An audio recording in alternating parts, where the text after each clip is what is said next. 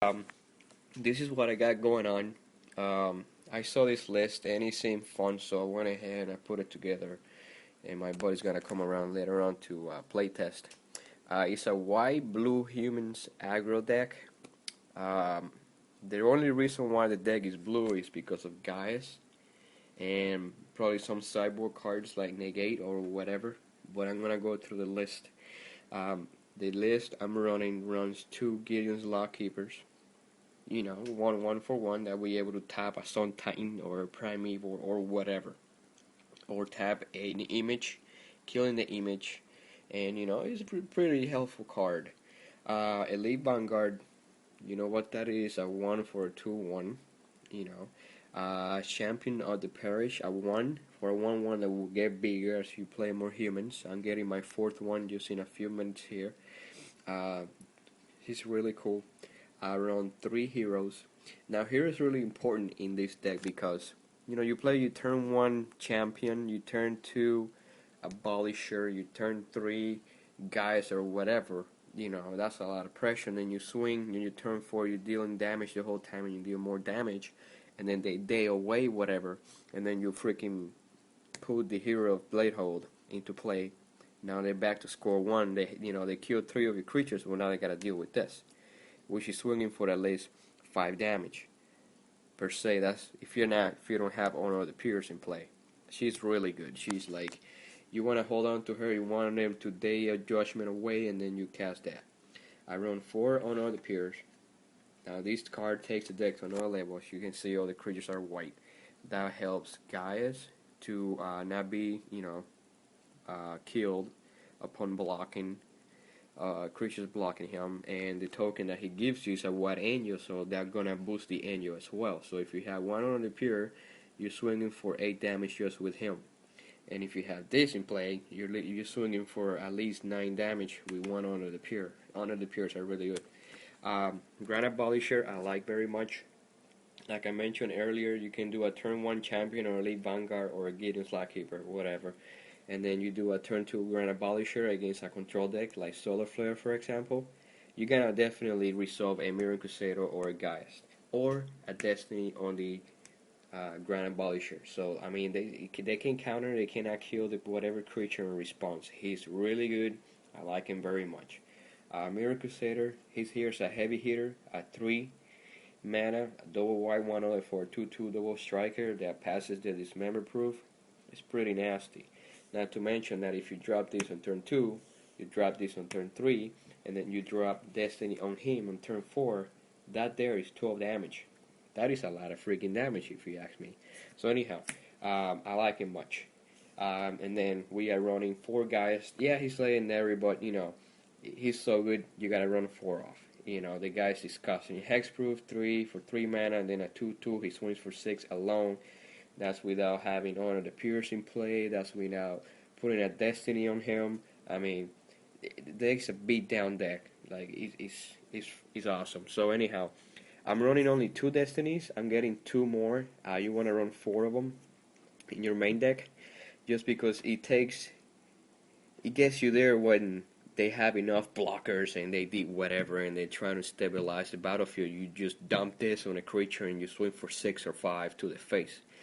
I mean, it's a lot of damage, and you can cast this with no worries because if the creature dies, the Destiny comes back to your hand, and you later on can put it on another creature. So, I mean, you don't lose the Destiny upon losing the creature, if you happen to lose the creature.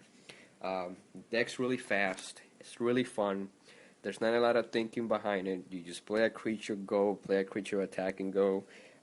If you're playing against somebody that's playing control and they run their judgments and talent reinforcement, then you might want to think a little bit. I suggest you not go all out and like kind of hold back a hero or a Geist or a Mirror Crusader as your heavy hitters. Try to resolve Honor the Pures as soon as possible, because once on the battlefield they they bump your creatures pretty high. Angelic Destiny is a winner. If they're not dead, they're dying the next turn once you connect with it. What else can I say? The land is basically just 4 Sea Chromes, 4 Glacier Fortress, and then 3 more land hunts. Now this is a really good land because, like I mentioned earlier, you can put a lot of pressure, deal a lot of damage. The day away, you either cast your hero. I mean, you drop this and cast your hero, and then you start making tokens out of the 3-4 creatures you lost upon Day of Judgment. Now, you're getting creatures that are already dead. It's like flashbashing, basically flashbacking whatever your creature's back as a 1/1 spirit. But if you have one of the pure in play, it's more than 1/1. It's a 2/2. Now a 2/2 for flying, you're getting back one every turn. It's a threat. It's a danger. Really good land, $2 to $3. Get it before it goes up. And then we're running 23 land total, so that's 4 Synchron, 4 Glacial, 3 of this, which will be 11, and then the rest will fill in, which will be 12, I think, planes, basic planes for the deck. As the sideboard goes, we're working on it. We're gonna work on it some more when Adam, my friend, gets here. I really like the card Nevermore. It's a really awesome card. The only thing that hurts this deck is really Day of Judgment. Gideon, I'm not too much worried about because, I mean, he only will survive 1-2 turns. But Nevermore would result in the battlefield, and we'll be naming Day of Judgment. They did it to me, and it's a pain in the butt. You gotta remove this before you remove their dudes, which will take at least 2 turns, which means you'll be taking at least 2 turns worth of damage, which is a lot of damage, and you're probably dead by then. We're gonna run 4 off in the sideboard. The plan is, if we happen to play it against a control match, we talked about saying what good would be on the pier if we have no creatures on the battlefield. So what we're gonna do is take the 4 on the piers out and put the 4 Nevermores in. Yeah, it might be a little too much, but let's say if you get 2 of them, one you use for Day, and the other one you use for either Timely Reinforcements or Gideon. And that really puts him behind the 8 ball, so it's really good card. All the cards that we're thinking of running are Timely Reinforcements against Red Deck Wings. Yeah, we are an aggro deck. I understand that, but they carry, things like Arc Trail and whatever, and a turn 2 Honor the Pier to a turn 3 Timely Reinforcement really hurts them really, bad. So we're going to run some of those. We are thinking of running 1 or 2 copies of Venser because, anyways, Venser. The only reason why we chose Venser over Gideon, okay, is because Gideon makes your opponent attack him next turn. You gotta wait, and then they attack, and then you attack the following turn. Now Venser comes down with a bashing of unblockable abilities.